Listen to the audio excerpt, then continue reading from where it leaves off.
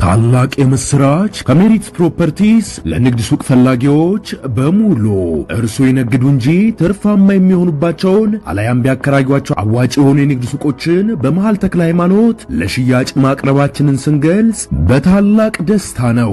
ሜሪትስ ፕሮፐርቲ ከሰፊ ካሬ አማራጭ ጋር ከ14 ካሬ እስከ 40 ካሬ የንግድ ሱቆችን ከ3.8 ሚሊዮን ብር አጠቃላይ ክፍያ ጀምሮ እንዲሁም ቀድሞ ለሚመጡ ውስን ደንበኞች በ3 ወር ጊዜ ውስጥ የሚረከባቸውን ስራ ማላመጃ የንግድ ሱቆችን ከነጻ ስጦታ ጋር ይዘንሎት ቀርበናል። እንዲሁም የመኖሪያ አፓርትመንቶችን ለምትፈልጉ ውድ ደንበኞቻችን ሜሪትስ ፕሮፐርቲ አራዳ ፓርክ ፊት ለፊት ከባለ 1 እስከ ባለ 3 መኝታ አፓርትመንቶችን ከ30% ታላቅ ቅናሽ ጋር ይዘንሎት ቀርበናል። ታዲያ ይህ የማይደገም ዕድል ሳያመልጦ ከታች ባለው ስልክ ይደውሉ።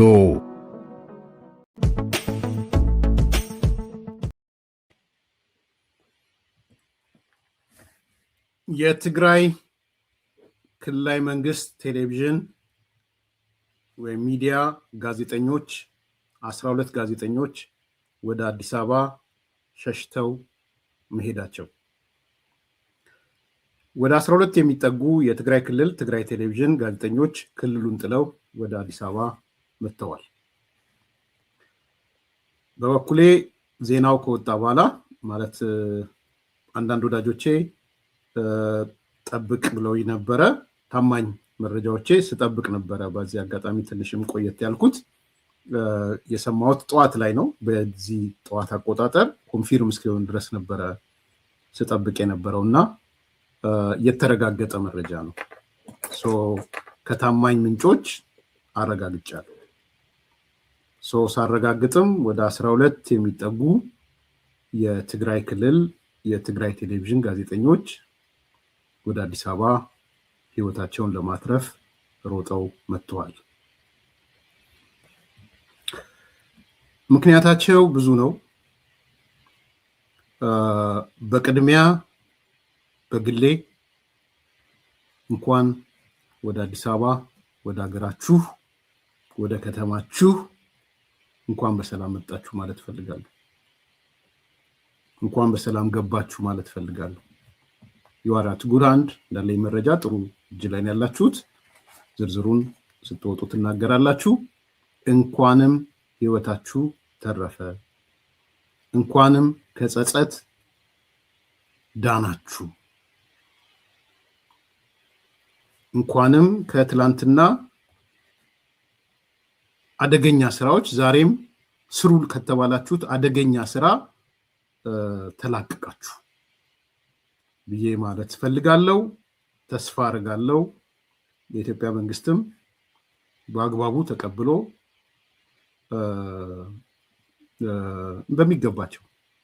በሚገባቸው ቦታ እንደ አንድ ዜጋም ጥሩ እንክብካቤም አድርጎ የሚገባቸው እንደ ዜጋ የሚገባቸውን ነገር የመስራት እድላቸውም ሊሰጣቸው ተስፋ አደርጋለሁ።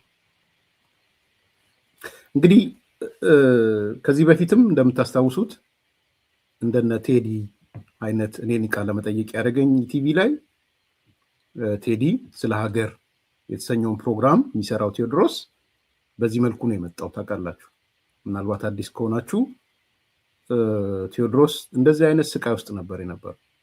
አምልጦ ነው የመጣው እና ዛሬ ምን አይነት የሀገር ጉዳይን እየሰራ እንደሆነ የምታዩት ነው። በጣም ነው የምኮራበት በሚሰራው ስራ። በዚህ አጋጣሚ የሄድኩትም ለዛ ነው። ኢትዮጵያዊነት እንደሱ ነው።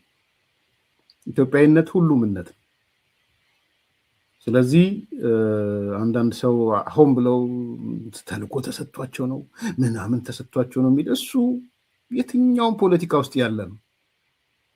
የማታስቀረው ነው እሱ፣ የምታስቀረው አይደለም። ስለዚህ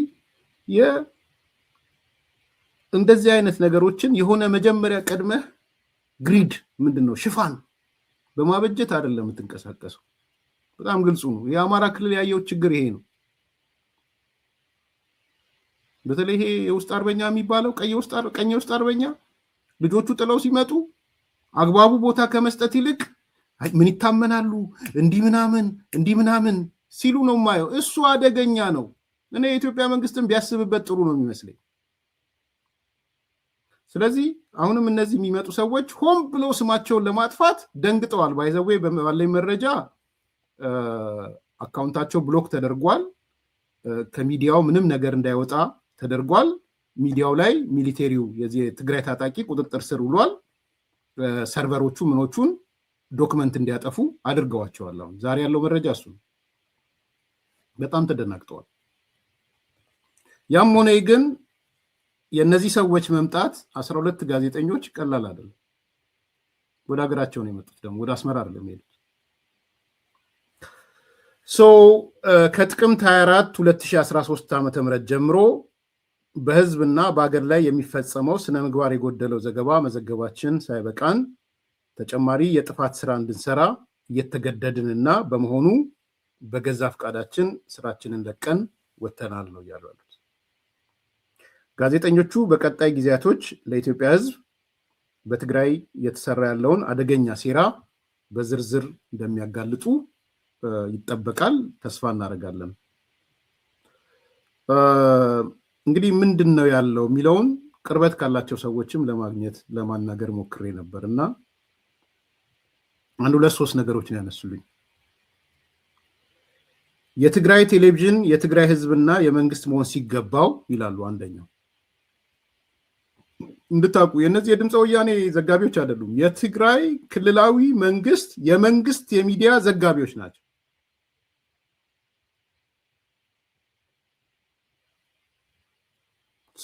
የድምፀ ወያኔ አይደለም፣ የፓርቲው አይደሉም። አንዱ ችግር ምንድን ነው ብለን ስናነሳ አንዱ የተነሳው ይሄ ሚዲያ የትግራይ ህዝብ ሚዲያ ነው። ይሄ ሚዲያ የመንግስት ሚዲያ ነው። መንግስት መቆጣጠር ሲገባው፣ ጊዜ አስተዳደሩ መቆጣጠር ሲገባው፣ አሁን በዋናነት ሚዲያውን የሚቆጣጠረው አንድ ቡድን ነው። ህወሓት የሚባለው ቡድን ነው። የሃርድ ኮሩ ማለት ነው። ዋና ተቆጣጣሪዋ ደግሞ ፈትለ ወርቅ ናት፣ ሞንጆሪኖ ናት። ሞንጆሪኖ እና ቤተሰቦቿ እንዲህ አይነት ዘገባ ስራ፣ እንዲህ አይነት ዘገባ አትስራ፣ እንዲሁን የምትለው እሷ ናት። ምንም አይነት ግን የመንግስታዊ ስልጣን የላትም።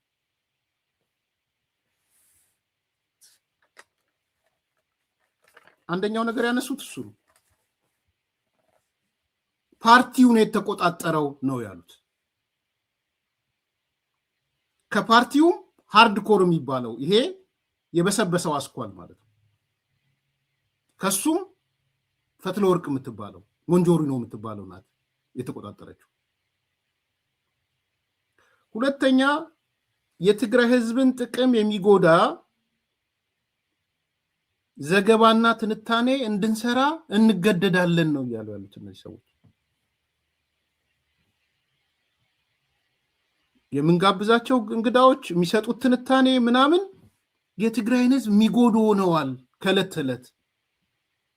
ለምሳሌ ይላሉ አሁን ያለው አቅጣጫ የጦርነት ዘገባ ሆኗል። በአቅጣጫ ነው የተሰጠን። የምትሰሩት ዘገባ በሙሉ ከጦርነት ጋር የተሳሰረ መሆን አለበት። ምን ማለት ነው ብዬ ጠይቄያቸዋለሁ። ምንድን ነው ይሄ ማለት? እነሱን አይደለም ከነሱ ጋር ግንኙነት ያላቸውን አላገኘኋቸውም። ቃሌ መናገር ስላለብኝ ምንድን ነው የትግራይን ህዝብ የሚጎዳ ከጦርነት ጋር የተሳሰረ ማለት ምንድን ነው የሚሰራው? አንደኛ ወጣቶችን መቀስቀስ ወደ ጦርነት እንዲገባ። ሚዲያው ኦሪንቴሽኑ ወጣቶችን መቀስቀስ ሆኗል፣ ወደ ጦርነት ግቡ የሚል።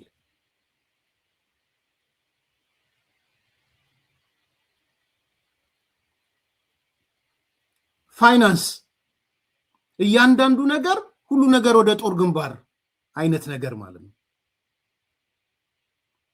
ስለዚህ ሚዲያው በሙሉ ሌላ ነገር መስራትን አቁመህ ሁሉ ነገር ወደ ጦር ግንባር የሚል ስራ የትግራይ መንግስት።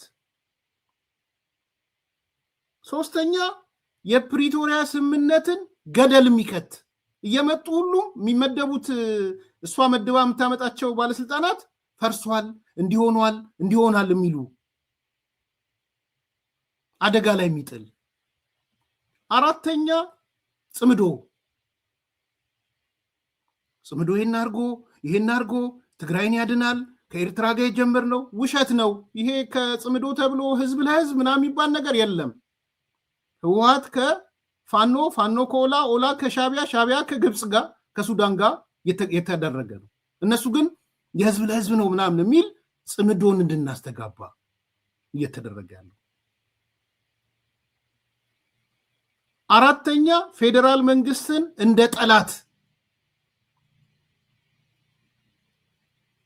ጠላት ዋነኛ ጠላት ተደርጎ በዚህ በኩል ምንድነው የሚለው? በዚህ በኩል ነዳጅ አምጣ፣ ደሞዝ አምጣ፣ እንዲያምጣ እንለዋለን። በዚህ በኩል ደግሞ ዋነኛ ጠላት ነው።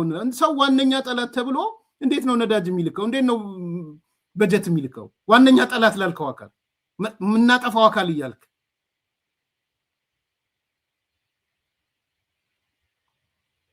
ስለዚህ እኛ ሰላም እንፈልጋለን፣ የትግራይ ህዝብ ሰላም ይፈልጋል ብለን ስንሰራ ሰላምማ ይፈልጋል፣ ጥያቄ የለውም። ግን ሰላም የሚመጣው ከጦርነት በኋላ ነው ይሉናል ነው የሚሉት።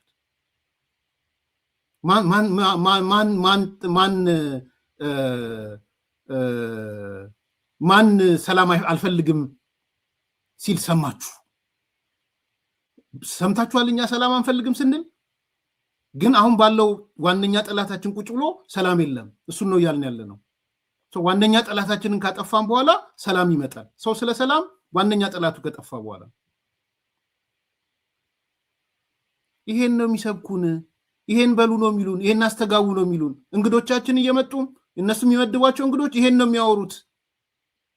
ሰው ከኑግ የተገኘ ሰሊጥ ለምንድን ነው አብረን የምንወቀጠው?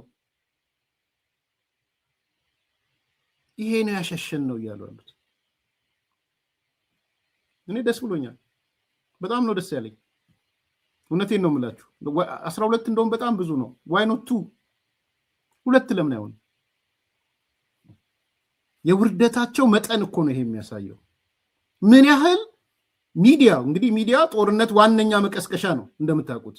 ኖ እኛ ጦርነት ውስጥ አንገባም ብሎ ለቆ እነሱ ዋነኛ ጠላት ወደሚሉት ግን ወደ ሀገራቸው ሲመጡ እውነቴን ነው የምላችሁ አዲስ ኮምፓሶች የተለመደ እዛ ቲክቶክ ምናምን ላይ ያለውን አበባ አድርጉልኝ ፕሊዝ።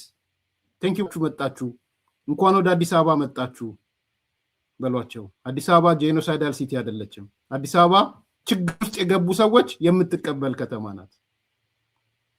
ጄኖሳይዳል ሲቲ አይደለችም አዲስ አበባ። ይኸው እያየን ነው። መቀሌ የተቀመጡ ጄኖሳይድ እንፈጽማለን ያሉ አካላት እንደነ አምባሳደር ፍስሐ ቀጣዩ ተረኛ ኦሮሞ ነው ብለው የኦሮሞ ኦህዴድ ተሰብስቦ እንዴት የጨረስከውን አትጨርስም የጀመርከውን አቁስለህ አለ ያሉ ተራ ስብከት እየሰበኩ ጄኖሳይድ ለመፈጸም የተዘጋጁ ሰዎች መናኸሪያ አይደለችም አዲስ አበባ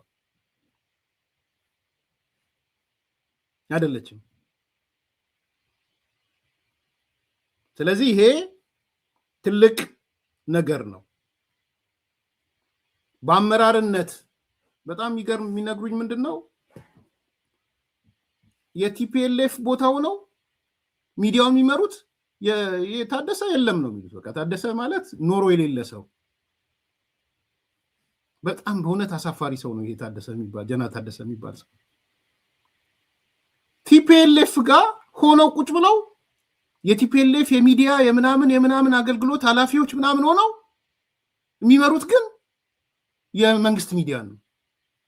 እነ ፈትለ ወርቅ ማለት ነው። ሌላስ ንገሩኝ አልኳቸው። እነ ሀዱሽ አሉኝ። በአጋጣሚ ደግሞ በጣም ይገርማችሁ እኔ ሀዱሽን አውቀዋለሁ። ፓርቲ ጽህፈት ቤት ነው ያሉት። የፓርቲ ኮሚኒኬሽን ሚዲያ ኃላፊዎች ናቸው። የሚያዙትና የሚጠመዝዙት ግን የትግራይ ሚዲያን ነው። ሀዱሽ ካሱም ይባላል። የመጨረሻ አሮጋንት ልንገራችሁ፣ የመጨረሻ መሃይም በዛ ላይ እና ሀዱሽ ካሱ ነው። እኔ በጣም ባይዘዌ አገር ጥዬ ስወጣ አንዱ ምክንያት ሀዱሽ ካሱ ነው። እነግራችኋለሁ። የመጨረሻ በቃ አይታችሁ የምትጸየፉት ሰው ማለት ሀዱሽ ነው። እኔ መጽሐፌ ላይ ጽፌ አሳያችኋለሁ። ጥላውን ያረፈለ ሰሞኑን የሚናገረው ንግግር ድምፀ ወያኔ ጋር ሄዶ በጣም የሚገርም ነው። እኔ ስር ነበረ ግልጽ እንድትሆኑ ሃይላይት ልስጣችሁና አዱሽ ማለት እኔ ኮሚኒኬሽን ጽህፈት ቤት እያለው ከኔ ስር አንድ ዳይሬክቶሬት ይዞ ነበር። እኔ ስር ነበር ነበር በቃ አንድ ሀገር እንድጥዬ እንደወጣ አንዱ ምክንያት ሁሉም ያልኩ አንዱ ምክንያት አዱሽ ነው። እነግራችኋለሁ ስቶሪውን ከፈለጋችሁ አሳጥሬ እነግራችኋለሁ። በጣም ዴንጀረስ ስቶሪ ነው የምነግራችሁ። የመጨረሻ ሰው ሲያባርር የኖረ ኢቲቪ የእንትን ኃላፊ ኢዜአ ኃላፊ ነበረ። ኢትዮጵያ ዜና አገልግሎት ሲጨረግድ የኖረ የተማረ ሰው የሚጠላ ዛሬ አሁን ትላንት መችለት ድምፀ ወያኔ ላይ ምን ሲል ሰማሁት? እንደውም በተወሰነ ወዲ ሻምበል አቅርቦታል። ግራ ገባኝ ሰውዬ ብሎ ነገርኩት ለወዲ ሻምበል። እኔ ስር የነበረ ሰው ነው፣ ወታደር ምናምንም አልነበረም፣ ታጋይ ነበረ። ከዛ በኋላ የኢዜአ ዋና ዳይሬክተር ነበር። ቀጥሎ ኮሚኒኬሽን ሲጻፋ እኛ ጋር መጣ፣ ከኔ ስር ዳይሬክተር ሆነ። አመሳቸው፣ በቃ ሰራተኞቹ እንዳይሰሩ አረጋቸው። በነገራችን ተው ሲባል አይሰማ። እኔ ለአቶ በረከትም ሄጄ ከአቅሜ በላይ ሆኗል የሰውየው ብዬ እንኳን አቶ በረከትም ፈርቶት ነው ዝም ያለው። ከፈለገ ይናገር፣ ፈርቶት በቃ ተወሱም ብሎ ማለት ነው። ሰውን ማመጣለን ያባራል። ከምሬን ነው የምላችሁ። ዳይሬክተሮች ስንመድብ በሚኒመም ይኸው ቃሌን ውሰዱና ቼክ አድርጎ ሄዳችሁ። ዳይሬክተሮች ስንመድብ 7 ዳይሬክተሮች ነበሩ በእኛ ስር። የኮሚኒኬሽን፣ የፌዴራል ላይዘን ኦፊሰሮች፣ የፌዴራል ክትትል፣ የክልሎች ክትትል ምናምን የሚባል የውጭ ግንኙነት ላይዘኖች ነበሩ። ዳይሬክተሮች ስንመድብ የመጀመሪያ ዲግሪን እንደ ሪኳየርመንት አስቀመጠ። በ8ቱም ዳይሬክተሮች ላይ የሚቀመጡ ሰዎች የመጀመሪያ ዲግሪ እንዲኖራቸው። ካን ዩ ቢሊቭ? ካልተሳሳትኩ 5ቱ ማስተርስ አላቸው። የመጀመሪያ ዲግሪ ከሌለው እንዳይቀመጥ ብለን ነበራል። ለቲፒኤልኤፍ ኤክሰፕሽን ስለሆነ እሱ በሰርተፊኬት ዳይሬክተር ሆነ። በሰርተፊኬት ዛሬም በሰርተፊኬት ነው ያለው። ኤክሰፕሽን ነው። እነሱ ይለያሉ። እነሱ ሁሉም ዲግሪ ይዘው፣ አንዳንዶቹ ማስተርስ አላቸው። የኮሚኒኬሽን ኃላፊዋ ማስተርስ ይዛለች። አሁን የሃይማኖት የምትባለው ልጅ ማለት ነው በጣም ጎበዝ ትጉህ የቦርድ የሚዲያ ብሮድካስት አሁን እንትን የሆነችው ማለት ነው ኃላፊ የሆነችው ሃይማኖት ዘለቀ በጣም ጎበዝ ታታሪ፣ ደስ ብሎኛል። እኔ አሁን ኃላፊ አድርገዋት ሲያመጡ ሌሎች ነበሩ። እነ ሰለሞን የሆነ የሚባሉ ዘመድኩን ምናምን የሚባሉ ታታሪዎች ነበሩ። እሱ ቅንድባቸውን አንገታቸውን አስደፍቶ ነበር የሚያስኖራቸው። ለምንድን ነው አንገታቸውን የምታስደፋ? ይወጣ እዛ በኋላ እንነጋገር፣ እኔ እናንተ በኋላ እንረዳዳ ይላል። ለምንድነው የምንረዳዳውና እንነጋገር? ለምንድነው ሰው እያሸማቀቅ የምታባርረው? እነግራችኋለሁ። ከኔ ጋር የነበረውን ዘላስት ዲሲሽን የምሬን ነው እነግራችኋለሁ። ግን ስሙት፣ አሁን ምን እንደሚል ስሙት።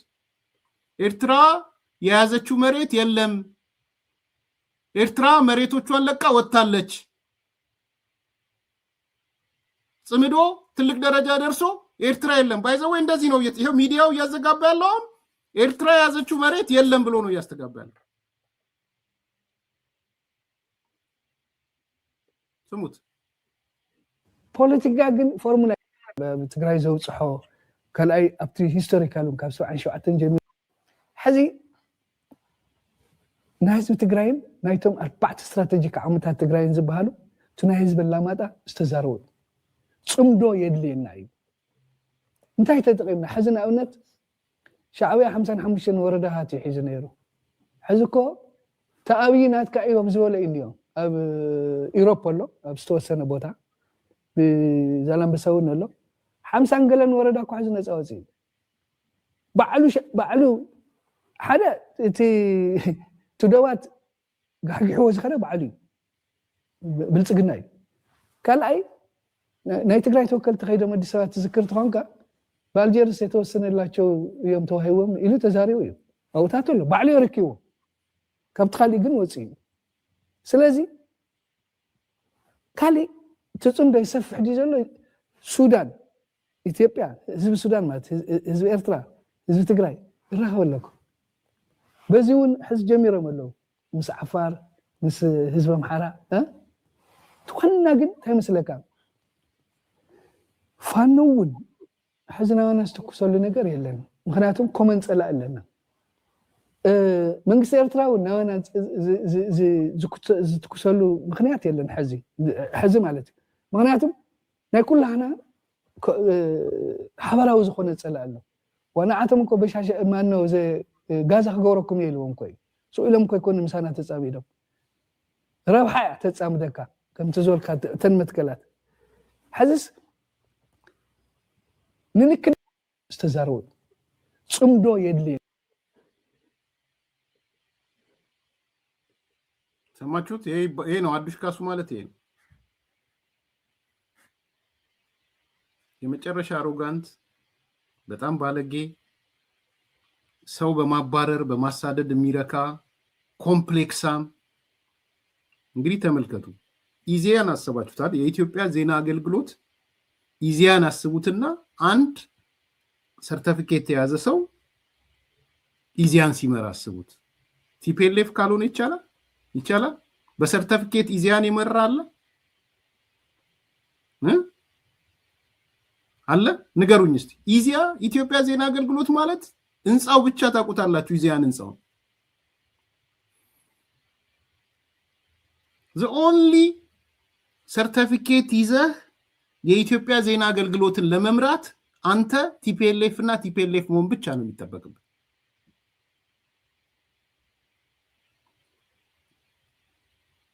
ዛሬ እነዚህ ሰዎች አሁን መቀሌ ነው ያሉት።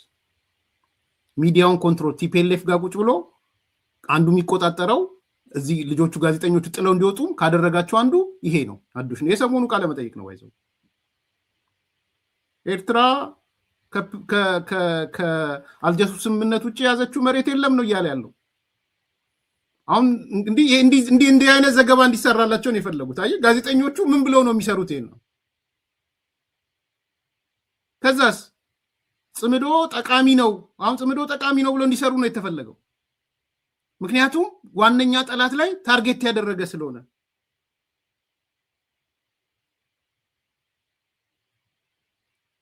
ዋነኛ ጠላቱ ደግሞ ፌደራል መንግስት ነው። እና ሀዱሽ በስተርጅና እድሜያቸው ይሄን ነው የሚያነሱት። እኔ በጣም አውቀዋለሁ አዲስ ኮምፓሶች በጣም በቃ ልክ አንድ አሁን ዛሬ ደስ ሊለው ይችላል። አንዱ ኤርሚያስ እኔ ካባረር እንዲወጣ ካረኩት ሰዎች አንዱ ነኝ ብሎ ደስ ሊለው ይችላል ሊል ይችላል። አውቃለሁ እንደዛ አይነት ስሜት ሊኖረው እንደሚችል። የትግራይ ጠላትን ለካ ካባረሩት አንዱ እኔ ነኝ አይነት ስሜት።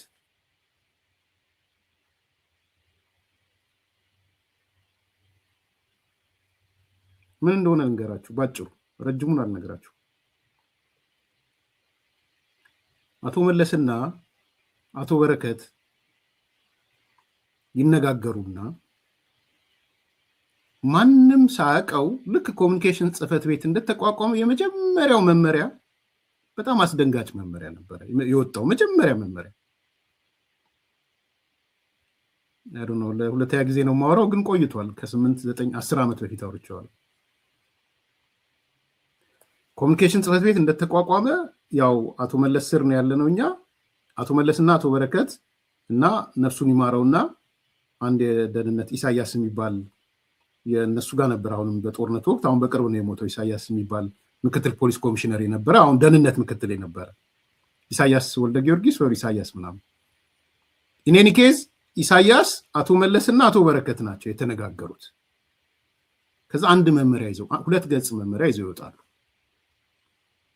ያቺ 2 ገጽ መመሪያ ምንድነው የምትለው? የኤርትራውያንን ንብረት መመለስ የምትል መመሪያ ናት። ስለዚህ የተወረሰ የኤርትራዊ ንብረት በሙሉ ይመለስ የሚል መመሪያ ወጣ። በመመሪያ ነው የወጣው። ተመልከቱ። ገብረ ኪዳን አይደለም ኢሳያስ የሆነ ነገር ነው። ከዛ ሚኒስትሮች ምክር ቤት የተወሰነ ነገር ውይይት ተደርጎ መጣ። ይሄ መጣ ማለት ነው። ይሄ መመሪያው 2 ገጽ ናት። ከዛ ማን ይሄን መመሪያ ለህዝብ ማን ይፋ ያርግ? ይኸው አቶ በረከት ይሰማል ብዬ አስባለሁ። ካልሰማ ቆርጣችሁ ላኩለት። ምክንያቱንም እንዲያውቅ ነው የምፈልገው አንዱ።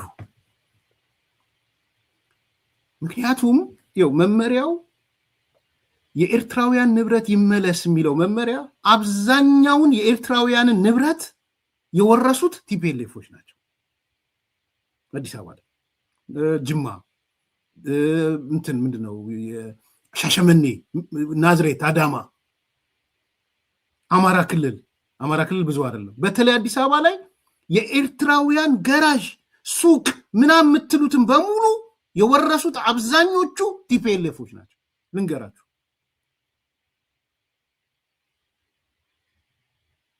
ከዛ እሳቱ የሚቀጣጠለው የት ነው ማለት ነው? ቲፒኤልኤፍ ውስጥ ነው እሳቱ የሚቀጣጠለው። ምክንያቱም ነው የኤርትራውያን ንብረት ተቆጣጥሮ፣ ለምሳሌ ስፔር ፓርት ተቆጣጥሮ ተደላድሎ የሚኖር ቲፒኤልኤፍ አለ። ገንዘብ እየከፈለ ለቲፒኤልኤፍ ሰው እንትን እያለ የሚኖር አለ። እንትን ቄራን በሙሉ ብትሄዱ ማለት ነው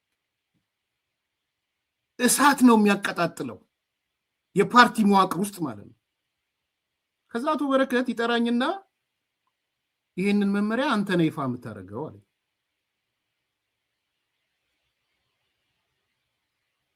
የቱ መመሪያ? የኤርትራውያን ንብረት አመላለስ። እኔ እንደ ከባድ አልቆጠርኩትም። ባይዘው በዛን ሰዓት እውነት ለመናገር ደስ ብሎኛል። ምክንያቱም ኢፍትሐዊ ነገር እመለከት ነበረ። የኤርትራውያን ንብረት የሚዘርፉበት መንገድ በጣም ያስጠላ ነበር። በጣም ቀማኞች ነበሩ። እውነቴን ነው የምላችሁ። ይሄ እንደው አንዳንዶች ህሊናችሁን ፈትሹ።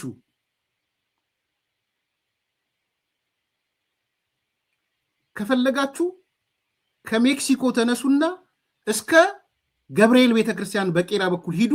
ያሉትን ስፔር ፓርቶች ከኢትዮ ኤርትራ ጦርነት በፊት ባለቤቱ ማን ነው በሉና ከኢትዮ ኤርትራ ጦርነት በኋላ ባለቤቱ ማን ነው ብላችሁ ጠይቁ። ዳታውን ስሩ።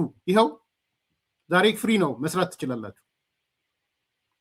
ጀስት ከገነት ሆቴል ተነሱና ከገነት ሆቴል እስከ ጎፋ ገብርኤል ድረስ አስፓልቷን ብቻ ይዛችሁ ያሉትን ስፔር ፓርቶች፣ ያሉትን ገራዦች፣ ያሉትን የእንጨት ማሽን ፋብሪካዎች፣ ያሉትን እንትኖች የማን ነበሩ ከምርጫ ከኢትዮ ኤርትራ ጦርነት በፊት፣ ከዛ በኋላ ደግሞ የማን ሆኑ ከኢትዮ ኤርትራ ጦርነት በኋላ በሉና ዳታውን ስሩ። እኔ ልዋረድ ስለማውቀው ማለት ነው። ኤሪያው ቲፒኤልኤፎች ነው የዘረፉት።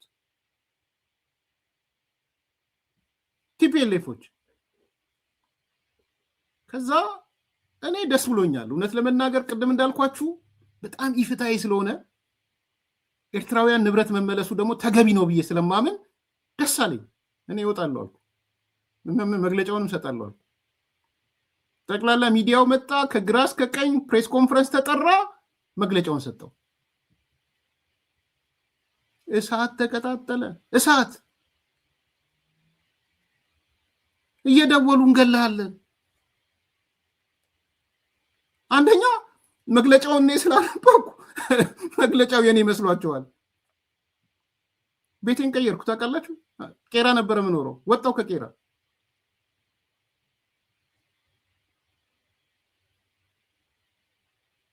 ወደ ሴሚስ ሄድኩኝ። በኋላ ሀዱሽ መጣና ለካ ከነከኑት አንዱ ሀዱሽ ነው። አይ ዶንት ኖ ንብረት ይኑሮ አይኑሮ አላውቅም፣ የማውቀው ነገር የለም። እንደው የሆነ ቁርስ ብንበላ ቤት ምሳ ተዘጋጅቶ ነበረ ምናምን ሲለኝ ያልተለመደ ነው ግን ኢትስ ኦኬ ብዬ እሺ እንሂድ አልኩት። መኖሪያ ቤቱ ሄድኩት። ልክ መኖሪያ ቤቱ እንደገባው ወደ 4-5 ተጠራርተው መጡ። አላውቃቸውም።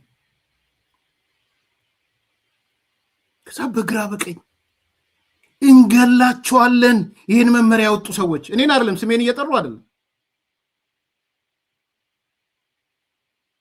እንገላቸዋለን ይላሉ። እንደኔ እኮ ቁጭ ብያለሁ።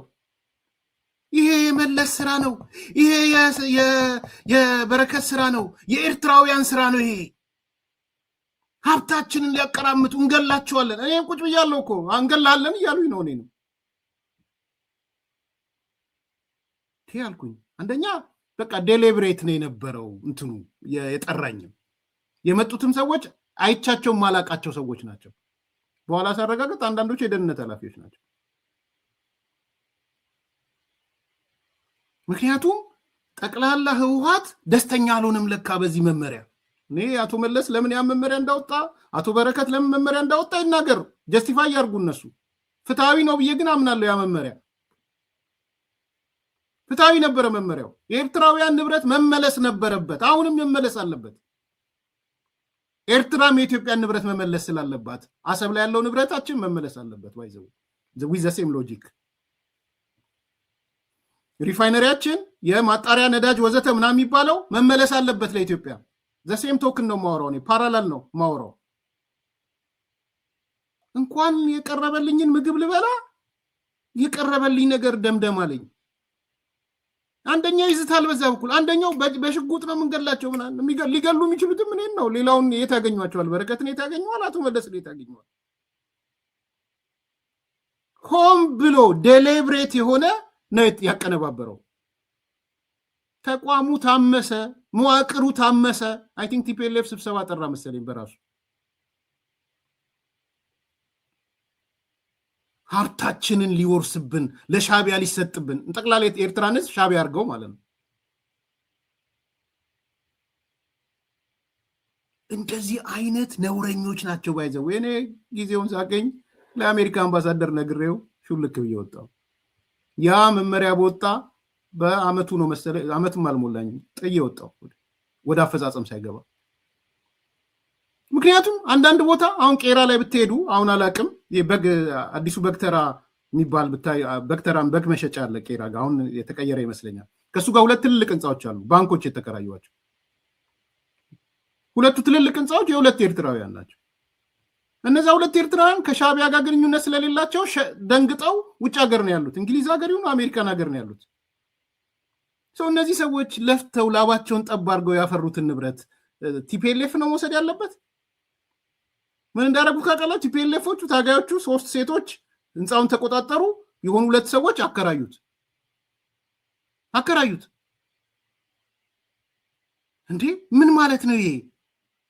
በየቦታው ብትሄዱ ስፔር ፓርት ምናምን የምትሉት ተቆጣጥረውታል። እኔ ይኸው ኤርሚያስ ውሸታም ልባል የሆነ ሰው ሪሰርች የሚሰራ ሰው ሄዶ ከገነት ሆቴል እስከ ጎፋ ገብርኤል ድረስ አንዷን መስመር ብቻ ተከትሎ፣ አንዷ መስመር ማለት በዚህ ሳይድ እና በዛ ሳይድ ያሉትን ብቻ ተከትሎ ያሉትን ቢዝነሶች በተለይ ስፔር ፓርትና ገራዥ፣ የእንጨት መሰንጠቂያ ከእንጨት ጋር የተያያዙ ቼክ ያድርግና ትላንትና ከኢትዮ ኤርትራ ጦርነት በፊት የማነበሩ ከኢትዮ ኤርትራ ጦርነት በኋላ ማን ወሰዳቸው የሚለውን አስሉት። ከዛ እኔን ውሸታም በሉ ወቁ። ይሄ አስሬ ተጋሩ ምናምን እንትን ወያኔ ህወሓት ምናምን ህወሓት ምን በይኝ ምን ይቅር በይኝ ምናምን ለምትሉ ሰዎች እውነቱ ይሄ ነው። አይ ነው ከፈረሰ አላቅም። አሁን ፈርሷል እያለ ነው። አይ ዶንት ኖ ስፔር ፓርቶቹ ከፈረሱ አላቅም፣ ህንፃዎቹ። ስለዚህ እያነሳ ያለሁት እንዲህ አይነት አደገኛ ሰዎች ናቸው ዛሬ የትግራይ ወገብ ላይ የተቀመጡት። አዲስ አበባማ ተገላግላቸዋለች። ሰርተፊኬት እኔ በጣም ነው የሚገርመኝ። እውነቴን ነው ነግሬዋለሁ ለባለቱ በረከት። እንደ ጠቅላላ ሌሎች እኮ ዲግሪና ማስተርስ ይዘዋል። ይሄ ሰውዬ ግን እንዴት በሰርተፊኬት ሲል ኢትስ ኦኬ በቃ አንጨቃጨቅ። ቲፒኤልኤፍ መድቦታል። ደግሞ እነሱ በምደባ ቲፒኤልኤፍ ነው የሚመድበው። እኛ ጋር ዳይሬክተር ለማድረግ ቲፒኤልኤፍ ነው የሚመድበው። አንጨቃጨቃቸው፣ ተዋቸው በቃ ይቀመጥ። ከዛስ እያመጣ እያጨደ አመለካከት ልክ አይደለም፣ አስተሳሰብ ምናምን ነው፣ ኪራይ ሰብሳቢ ነህ እያለ ያጭዳል ሰራተኛውን በሙሉ።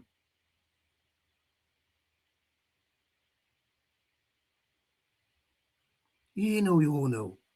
እነዚህ ሰዎች ናቸው ዛሬ ሚዲያ ሊከታተሉ ሚዲያ ትግራይ ላይ ጋዜጠኞቹ ሮጦ የመጡ ይነግሩናል ብዬ አስባለሁ። እኔ ልንገራችሁ ገጽ 187 ትንሽ ላንብብላችሁ። ጥላውን ያረፈ ቀን ገጽ 187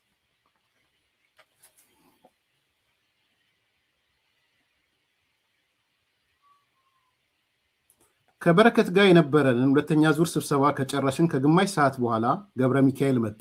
ገብረ ሚካኤል ማለት የሚያስቅ እኮ ነው። ልክ ሀዱሽ ሲቀየር ገብረ ሚካኤል ሆነ የኢዜአ። ገብረ ሚካኤል ደግሞ አትሊስት ባችለር ዲግሪ ያለው ጋዜጠኛ ነው። ግን ገብረ ሚካኤልንም አይወደውም ነበር። ሁለቱም አንድ ሰሞን ይቀርቡ ነበር። አይታችሁ ከሆነ ከጦርነቱ በፊት ከጦርነቱ በኋላ ገብረ ሚካኤል እና ሀዱሽ አብረው ይቀርቡ ነበር ከነ ሴኮ ጋር ማለት ነው። ሴኮና ገብረ ሚካኤል አብረው ይቀርቡ ነበር። ገብረ ሚካኤልም የኢዜአ ኃላፊ ነው። ግን ገብረ ሚካኤል በጣም ኩል ነው። ቲፒኤልኤፍም አይደለም ማለት ቲፒኤልኤፍ አይደለም ማለት ታጋይ አልነበረም፣ ዲግሪም ነበረው። ቢያንስ ኢዜአ ላይ ገብረ ሚካኤል ህወሓት አባል ነው ይሻላል፣ ዲግሪ አለው ቢያንስ የኢዜአ ኃላፊ ሲሆን፣ ይሄኛው በሰርተፊኬት ኢዜአን ያንን ትልቅ ተቋም ኧረ እፈሩ የህወሓት ሰዎች፣ እውነቴን ነው የምላችሁ እፈሩ። ይህንን እኛ ስናቀርብላችሁ ተሸሸጉ፣ ጥፍራችሁ ስር ተደበቁ። ኤክሰፕሽናሊዝም ለእናንተ ብቻ የሚሰራበት ምክንያት ለዚህ ነው የወጣ ነው። ለዚህ ነው የምናጋልጣችሁ። ናንብብላችሁ ምዕራፍ 10 ነው። ከበረከት ጋር የነበረንን ሁለተኛ ዙር ስብሰባ በጨረስን ከግማሽ ሰዓት በኋላ ገብረ ሚካኤል መጣ። በረከት ገብረ ሚካኤል እንዲቆይ አድርጎት ነበር። ምን እንዳዘዘው ባላውቅም እንዲቀመጥ ጋበዝኩት። ገብረ ሚካኤል ዛሬ ይዞ ከመጣቸው ዶክመንተሪዎች ውስጥ ሶስተኛውን እንድመለከተው ሰጠኝ። ቪዲዮውን ለመመልከት ስንዘጋጅ የቀድሞው የኢዜአ ስራ አስኪያጅ ታጋይ ሀዱሽ ካሱ መጣ። ሀዱሽ ማለት አሁን የነገርኳችሁ። ቀና ብዬ ሳየው ክሳቱ የቦና ጥጃ መስሏል። እንደዛም ሆኖ የሚራመደው ቁንን እያለ ነው። ወንበር ስርቦ ተቀመጠ። ለመቀመጥም ሆነ ለመመልከት ፍቃድ አያስፈልገውም። በቃ አሁን የሆነ ኦፊስ እየሰራችሁ ነው፣ ብድግ ብሎ ይመጣና ይቀመጥና ከሌላ ባር ያለው ይላችኋል። በነገራችን የምር የኔ የሆነ ይዋሻችሁ ወይ የሆነ ኤግዛጀሬት እያደረጉባችሁ አይደለም። እንደዚህ አይነት ሰዎች ናቸው እነዚህ ሰዎች። የኢዜአ የበላይ ኃላፊነትን የተነጣጠቁት ሁለቱ የህወሓት ባለስልጣናት በመሃል የሚያመጡት ምግት በራሱ አስገራሚ ነበር። አሁን ገጽ 189 እዛው ላይ ላንብብላችሁ። እንደ እውነቱ ከሆነ በኮሚኒኬሽን ጽህፈት ቤት ቆይታዬ እንደ ሁለቱ ባላንጣዎች የሚያዝናናኝ የለም። ፉክክራቸው ደስ ይለኛል። አንዱ የሌላውን አላዋቂነት ለማሳየት የሚሄዱበት ርቀት በአንድ ድርጅት ውስጥ የታቀፉ አይመስሉም። አንደኛው ሌላኛውን ለማቆሸሽ እጃቸውን ታጥፎ አያውቅም። ሀዱሽ ገብረ ሚካኤልን ስልባቦት ይለዋል። እንደዛ ሲለው ስለነበረ ነው የጻፍኩት። እርግጥም ገሬ አንደበቱን ፈታ አድርጎ መናገር የተሳነው ምላሰ ዱልዱም ነው። አንዳንዴም የድል አጥቢያ አርበኛ እያለ ይጨምርለታል። በአደባባይ ይለዋል። ይህ ገብረ ሚካኤል የሚባለው ታጋይ ስላልነበረ ህወሓት ስለሆነ ዲግሪውን ስለያዘ የድል አጥቢያ አርበኛ ይለዋል። ገብረ ሚካኤል በበኩሉ የአሞራ ስጋ እያለ ይጠራዋል። ቢቀቀል የማይበስል ስጋ። ይህ ገጽ 189 ላይ ነው የምታገኙት። የማይበስል ስጋ፣ ነገር ከያዘ የማይለቅ ችኮ፣ መደዴ፣ ማሽንክ። ከመጽሐፉ ነው ያጻፍኩት ሳየው ነው። ሀዱሽ ወደ ጫካ ሲገባ ትምህርቱን ያቋረጠው 4ኛ ክፍል ነበር። አዲስ አበባን ከተቆጣጠሩ በኋላ ግንቦት 20 የሚባል በመከላከያ ሚኒስቴር የሚተዳደር ትምህርት ቤት ሄደ። ትምህርቱን በቀጥታ ከ7ኛ ክፍል ጀመረ። በአመት 2 ጊዜ በማለፍ 10ኛ ክፍል አጠናቀቀ። ይህም ሆኖ ወደ ኮሌጅ መሄድ አልቻለም። በሌላ በኩል በተጭበረበረ የትምህርት ማስረጃ እንግሊዝ ሀገር ከሚገኘው ኦፕን ዩኒቨርሲቲ ሰርተፊኬት ወስዷል። እሱ ዲፕሎማ ነው ብሎ ይከራከራል። ሰርተፊኬት ነው። ኦፕን ዩኒቨርሲቲ አንድ ሰሞን የምትታደል ነበረች። በዛን ሰሞን የስልጣን ምደባ ላይ ባነሳው ቅሬታ ዲፕሎማህን አምጣ ብየው ፈቃደኛ ሳይሆን ቀርቷል። ይህም ሆኖ በርቀት ትምህርት ያገኘው ትምህርት ሁሉን ነገር አውቃለሁ የሚል በሽታ እንዲጠናወተው አድርጓል። እከሌኮ እንደኔ ከእንግሊዝ ሀገር ዲፕሎማ ተምሯል ማለት ይወዳል። ቋንቋው ራሱ ማኔጅመንት ላይ የሚያተኩሩ የእንግሊዝኛ ቃላት ናቸው። የዛን ሰሞን አመራሩ ቢኤስኤስ የሚል ቃል ሲያዘውትር ስለነበረ ሀዱሽ በየሰዓቱ እንደ ገደል ማሚቴ ባላንስድ ስኮር ካርድ ይል ነበር። ፕላኒንግ፣ ኦርጋናይዚንግ፣ ዳይሬክቲንግ፣ ሞኒተሪንግ፣ ሞቲቬሽን የሚል ወፋፍራም ቃላት ባገኘው አጋጣሚ ሁሉ ይተፋዋል። ወገበ ነጭነቱን በጥራዝ ነጠቅ ቃላታት ሊሸፍናት ይሞክራል። እግዚአብሔር ያሳያችሁ። ትግርኛም ባትችሉ ይሄ አሁን ያሳያችሁን ፕሮግራም ድምፀ ወያኔ ላይ ግቡና ተመልከቱትና የዛሬ 10 ዓመት የተጻፈ መጽሐፍ ላይ ሐዱሽ ምን አይነት ቲዮሪታይዝ ሲያደርግ አልበርት አንስታይን ሲያነሳ ስለ ሊደርሺፕ ሲያነሳ ተሰሙታላችሁ። ባይዘው ትንቢት ነው የጻፍኩላችሁ። ይሄን ይውና ትግርኛ ምትችሉም ባትችሉም ሄዳችሁ ስሙት ኢንተርቪው ያዱሽ። በቅርቡ እንደታዘብኩ ከሆነ ሐዱሽ በትምህርት ማስረጃ ማጭበርበር ይታወቅብኛል የሚል ስጋት አለው። በዚህ ምክንያት ትምህርት ማስረጃ በተነሳ ቁጥር ፈሪና ድንጉጥ ፍጡር ሆኗል። ፈሪ በመሆኑ የማያምነው ሰው የለም። ሁሉንም ጠላት አድርጓል። ሌላው በጠላትነት ይፈልገኛል የሚል ህመም ተጠናውቶታል። ሌላው ቀርቶ 2-3 ሰራተኞች እሱን እየተመለከቱ የሚያወሩ ከሆነ ያደቡበት ይመስለዋል። ስለዚህም ሁሉንም ሰራተኛ እየጠራ ያስጠነቅቃል። ሐዱሽ በዚህ ብቻ አያቆምም። ያስጠነቅቃቸውን ሰራተኞች ወቅትና ጊዜ እየጠበቀ ይጠራርጋል። ከአቅሙ በላይ የሆነበትን ደግሞ ቅስም ሰባሪ በሆኑ ቃላቶችና ሞራላቸውን ይሰብራል። ሐዱሽ ችግር ብሎ ለሚያነሳባቸው ነገሮች በሙሉ መፍትሄው አንድ ብቻ ነው። የመጀመሪያ ቀን ሰራተኛውን ጠርቶ ኪራይ ሰብሳቢ መሆንን ደርሰንበታል ይላል። ይጠራቸውና ምስኪን ዘመድኩ ምናምን የሚባሉ በቃ ቢሮክራቶች አሉ፣ ፓርቲ አባል መሆን አንፈልግም የሚሉ ኪራይ ሰብሳቢ ይላቸው። ሰራተኛው ባገኘው ቁጥር በምርጊት ፊቱ ይገርፈዋል። ቀጣዩ ቀን ጥገኛ ተቃዋሚ ይላል። በመጨረሻም ከስራ ያባረራል። ሰዎች ከስራ ተባረው ሲንከራተቱ ሲመለከት ውስጡ በሐሴት ይሞላል። ሐዱሽ በዚህ ጭካኔው ምክንያት የዜና አገልግሎት ጋዜጠኞችና ሰራተኞች በጥሩ አይመለከቱትም። ክፉና ጨካኝ እንደሆነ ያውቃሉ። በተመለከቱት ቁጥር በልባቸው ውስጥ ፍርሃት እንዲቀመጥ ያደርጋል። በሌላ በኩል ምንም እንኳ ቢጠሉትም እሱ ያዘዛቸውን ከማንም ቀድመው ለመፈጸም ይሯሯጣሉ። ሐዱሽን ያዘዘኝ እያሉ ነው የሚሯሯጡት እየፈሩት። በዚህ ምክንያት የፈለው ነገር በሙሉ ይፈጽማል። መፈራቱ መገዛቱን ፈጥሮለታል። እርግጥም እየጠሉት የሚገዙለት ብዙ ናቸው። መሪነቱን ሳይቀበሉ 2 እጃቸውን ወደ ኋላ የሚያስሩለትና የሚያጎነብሱለት ቁጥራቸው ቀላል አይደለም። ገጽ 291 ይሄ ነው እውነቱ። ሄዳችሁ ኤርሚያስ የሚያወራው ትክክል አይደለም፣ ልክ ነው፣ ኢዚያ ሂዱና ጠይቁ። ልክ አይደለም፣ ልክ ነው፣ ኢቲቪ ሂዱና ጠይቁ። ልክ ነው ኤርሚያስ የሚያወራው አይደለም፣ ኮሚኒኬሽን ጽህፈት ቤት ሂዱና ጠይቁ። ኤርሚያስ የጻፈው ልክ አይደለም፣ ልክ ነው፣ ኮሚኒኬሽን ጽህፈት ቤት ሄዳችሁ ጠይቁ። እኔ ከዚህ በላይ ልላችሁ አልፈልግም። እንዲህ አይነት ግን ሰዎችን የተገላገል ነው አይደለም። ዘመድኩን በቀል አይደለም። ዘመድኩን የሚባል በጣም አሪፍ ሰው ነበረ። በጣም ምናልባት ኢቲቪን ኢትዮጵያ ፕሬስ ድርጅት የምትከታተሉ ከሆነ 40 ቀን የመንግስት አቋም የሚል ታስታውሳላችሁ?